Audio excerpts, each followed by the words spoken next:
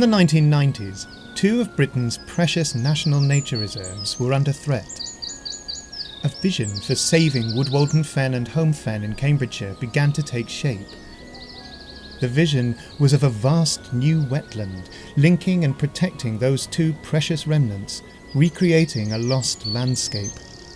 That vision has become a reality, the Great Fen. In 2001, the Great Fen Partnership was formed, and the partners began to acquire land, helped by patrons, funders and local supporters of the project. Work started to reshape this land for the benefit of wildlife and people. The support of the Heritage Lottery Fund over several years shows its faith in the Great Fen's ability to change landscapes and lives, now and in the future. 16 years on, the Great Fen thrives, amazes and delights. This film celebrates those changes through the words and lives of the community of people that is the Great Fen. The scale and scope of the Great Fen are a continual surprise and inspiration. An enormous amount has been achieved through careful management, hard work and collaboration. When it first said that the Great Fen was going to go back to it was originally, I thought, oh God, we've got some bright ones coming here now then. And then when it did take place, I've changed my mind. It was, they did a good job.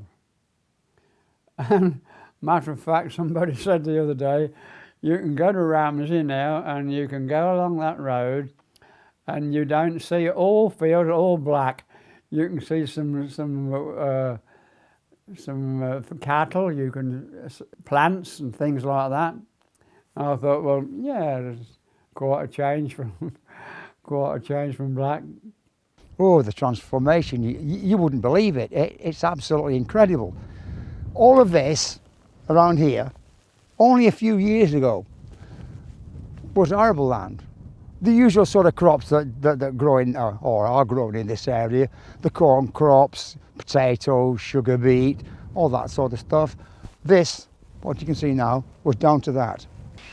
It seemed at times quite glacial because you look at a large area of land and think, well, that's going to be fairly easy to do something with, to make a start with, but actually when you get to the land ownerships and how to sort the water out, and the process can seem very slow. Looking back at it now, it's astonishing how quickly it's gone, how much the land has changed, the earlier bits of land purchase have changed, how rapidly the rest is going. Again, coming here today, looking at vast machinery wandering over the landscape, again, putting our newfound technology in reverse to restore a landscape rather than to destroy it.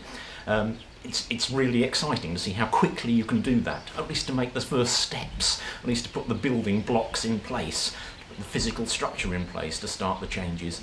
And it's really exciting to have been a part of that, I think. I feel one of the most exciting outcomes of the Great Fen has been the social response to it, that it has opened up people's imaginations that these things can be done on such a big scale, that in academic circles rewilding is talked about a great deal, and there's some nice examples in the Netherlands and elsewhere, but to have something on the ground actually happening informs that debate a lot, and I think public opinion can get behind it when it can see something actually happening rather than have it as an abstract idea. So I think for me that's one of the most exciting aspects, just inspiring people's imaginations. The reputation of the Great Fen is international. It's widely acknowledged to be a massively important and innovative project, and that's one of the things that really attracted me to it and still inspires me about the Great Fen project, is it's really a partnership project that works.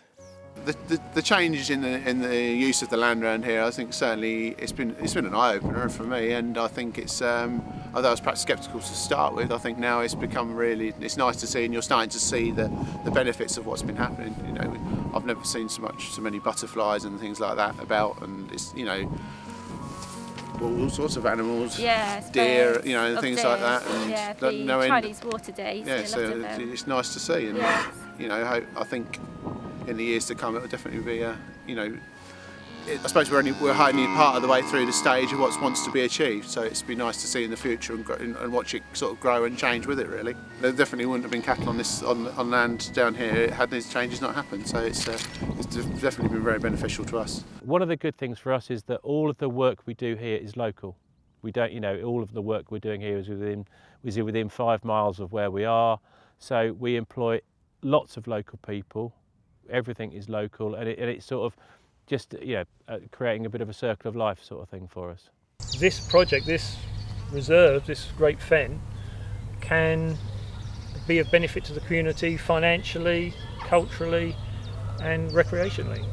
As part of the local heritage and the local community, the fen is becoming part of the landscape, if you like, if you excuse the pun.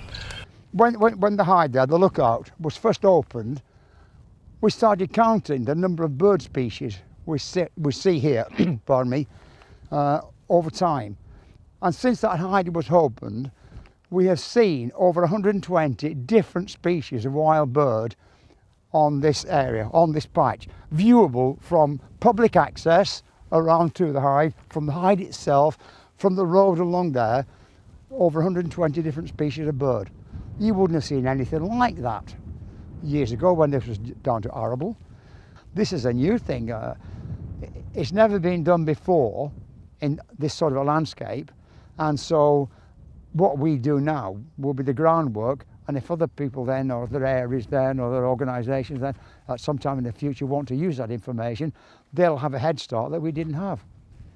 And if you want to see some red kites, there's one over there and one just over there, a pair of red kites.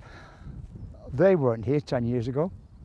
I think that people are realising that there's these beautiful countryside around that they can benefit from and just be out in it, whether you're walking your dog or whether you're riding a bike or whatever you're doing. You don't have to volunteer like us, although we don't get paid, so we're out here because we enjoy it. People living and working in and around the Great Fen have seen tremendous changes over huge areas. The change to the landscape and to wildlife is a story in itself, but this story touches the lives lived on the Great Fen and shapes their stories too. I learnt that I was capable of doing things I didn't think I could do.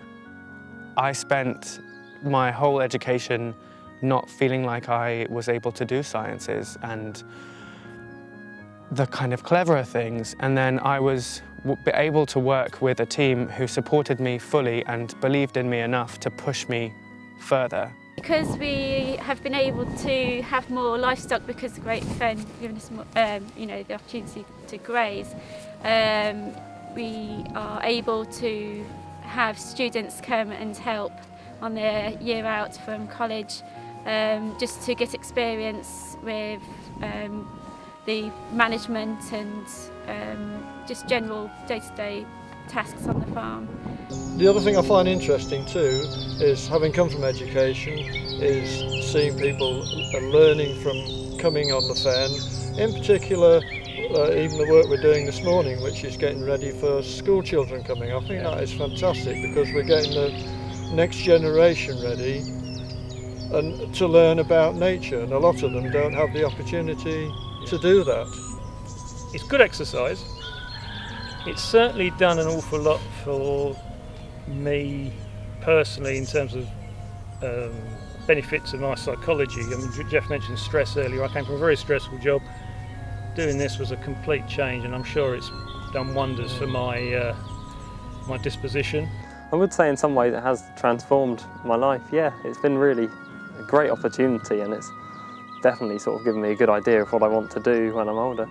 I'm now at university at the University of Exeter. I'm studying conservation biology and ecology, and it's absolutely brilliant. It's just what I want really, and I'm getting to be out and do field work, and it's really good.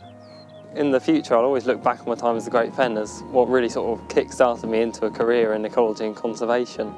It gave me great experience, and I've met a lot of people in my time here who will be amazing contacts for years to come. I think heritage is a really good way of getting people involved. There are lots of people that we've met, for example, at exhibitions where we've been showing them some of the work that we've been doing and the things that we've found out. It really excites them, I think, to realise just how much of a story there is stretching back over centuries in the Great Fen area. It's not really possible to talk about the heritage group without mentioning the Spitfire excavation.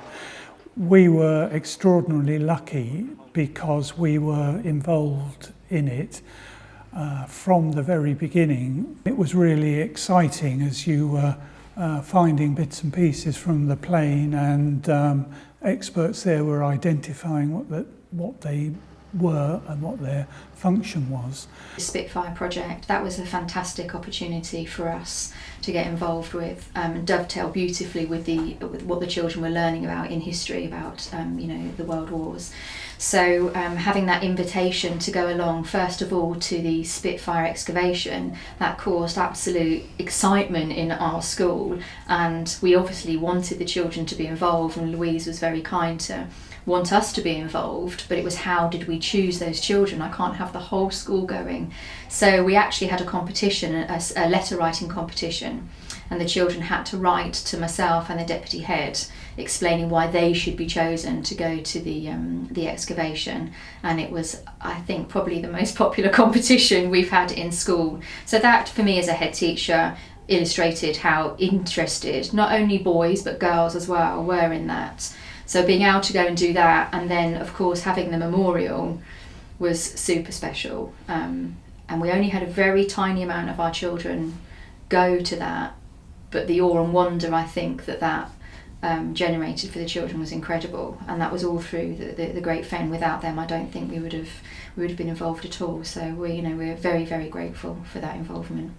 In the last 3 years, the work that the Great Fen has done with our school has left a hugely positive impact on the way that we teach and educate our children about heritage, history and environmental issues. Our forage business, so making hay from the grassland, has just developed from nothing to where it is today, and we supply hay into the country's biggest horse sanctuary and into Wales and Scotland and all over the country, and also into a factory that supplies it to some of the major supermarkets into rabbit food and processes like that, which is something I never thought I'd do.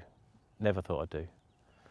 I spend an awful lot of time on the Fen, both officially as a recorder and just as a person who's interested in what's going on around the area. I come here with my binoculars several times a week, walking around, seeing what there is here. I just love doing it. It's great. For me, the Great Fen really gets me close to wildlife because, I mean, who wouldn't want this as an office? It's a beautiful habitat even here with the swans nesting. It's fantastic just to, when you're in a moment of madness in the office, just to go outside. The landscape just inspires you, the wildlife sort of all around you, you come back in and then you're ready to sort of develop or design, for me, the next bit of interpretation, just because you've just been influenced by what's out there. And I think that's something the Great Fen really does, is that the landscape speaks for itself. That's what it does for me, really. Yes, I find that no matter how much chaos I've had at home before coming in the morning, getting to work, it just feels right. You're getting into nature. I've even seen changes in the last 3 years of wildlife coming in, so I've seen species that perhaps I wouldn't have seen, like the cranes dropping in, and it makes you feel as though you're part of something really big and really special. Some of the new opportunities that we do, so we do an awful lot of contract work for the Wildlife Trust and the Great Fen Project, and for Natural England as well. And that can be anything from building roadways to car parks to picnic areas, lots of grassland management, and then our latest project we're working on is accommodation, is to convert a building back into to accommodation for people to come and stay out in the middle of nowhere on the Fen project and hopefully enjoy the wildlife and the habitat that are created around us. I've acquired new skills and developed new interests and met new people. So, for example, as part of the archaeology work, I've learnt to use a metal detector. I never expected to do that. I've got involved in the Fen Edge Trail project, which led to me going to Cambridge to some of the meetings of the Geology Society there. I didn't expect to be doing that. I'm never quite sure where I'm going to be turning next. I have actually had a most wonderful time at the Great Fen. It's been absolutely life-changing for me. It's helped whilst I've been looking for a job. It's been helped me go back on my feet. It's been a wonderful journey. In the early years, not everybody agreed with the aims of the Great Fen. Change is always difficult, but awareness and understanding are growing, and many now see value in the Great Fen through improved access to the countryside, through learning about heritage, and through changes in the way land is used. The restoration of wetlands works with what we think of as conventional farming rather than against it. The reintroduction of grassland and grazing will help to protect and restore the natural resources that some arable farming practices have made unsustainable. We spoke to many people during the making of this film, and they all told us how the Great Fen had provided them with opportunities and growth. But they also talked about pride and affection. Pride in being a part of something very special, and affection for an amazing part of the world that has touched their hearts. Well, I'm very proud to have been part of the Great Fen project, although I'm only in an advisory role. That it's been interesting to watch it develop over time and to study some of the monitoring data that's coming out of it, and seeing just how dynamic these environments are has been, really exciting aspect of my work. What I feel more than anything else, as a sort of contributor to it, is that there's so much I would like to do and find out, and there is so much more out there to be looked at that isn't quite being looked at yet. There's so much to monitor, so much to watch arriving, and ideally, because things are happening so rapidly, you need to be there every day, and you just can't be. And I think it's reached that point now where the feeling I have is actually sort of envy in a way of the people who are out here being in the Great Fen all the time doing things. And I'm now sitting back thinking, it's really nice to have been involved, and I've given other people the opportunity to have more fun than me. The Great Fen has definitely changed my life. There's no, I can't deny it, or I would want to deny it, but I came to the Great Fen thinking I knew what I wanted for my life to be, and that has changed massively. It's given me confidence in myself and my abilities, but it's also introduced me to new ideas about the way the world works and the way conservation has to work if it's going to be successful. And that is largely to do with collaboration with people much wider than yourself, with interests much wider than yours. And I think I had so many conversations while working here about working with industry, working with farming and with energy and all these other interests, because the world is not a nature reserve and it can't be a nature reserve. There are too many people in the world for that to ever work. So we have to work with people if we want to protect what we love. There should be room for both, and there is room for wildlife, and there is room for very forward-thinking agriculture as well. I'm sure that the two can work together. My sort of legacy, I'd like to think anyway, was that people could get a connection to the Fen in whatever sort of way suits them, whether that be the information on the website, to maybe having done an assembly for them, or coming out to an event, or just coming to visit a board and reading the information there. Perhaps I've made, even if it's a small impact on what they've read, to be inspired to perhaps come out and come back to the Fen. I suppose, from the people side, I suppose I've my legacy would be helping to get local farmers involved. So I've seen a lot of the farmers who've started off with working for their families. So some of the young people are actually able to buy their own herd, whether it's sheep or cows, and actually get out in the fields and start their own businesses. So just proving that even though it's not in agricultural use anymore, we are still keeping farmers involved, people in local businesses, so we've helped with that. From the wildlife point of view, it's nice to know that I've been involved in a project that's linking the two national nature reserves, so it's actually what was set out to do initially. We make an awful lot of hay, and we've had some fantastic evenings with the children when my wife Louise brings the tea down for everybody who works for us, and and the children come down as well. We've had some proper family, and I think I've had some of my best times in farming making hay. Yes, I have had some best times of my farming career making hay, and just everybody enjoying it being great fun, as having these sort of old-fashioned hay-making harvest teas in the middle of a field, and it could be here, it could be anywhere across the project, and that has been, for me, some of the special moments of the project. I did a survey a few weeks ago, just before Easter, and had 3 different species of deer.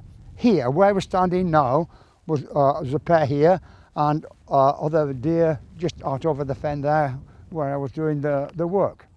I sat in that hide just before, on Monday 30, just before Easter. I was in there on my own, and suddenly there was a sort of patch of tiny feet. The door opened, 2 little girls peered round, came in, followed by Grandad. Grandad had brought them here to see the wildlife. Now, that is an actual success. One generation bringing another generation to see what's happening. And I think for their benefit, it was wonderful.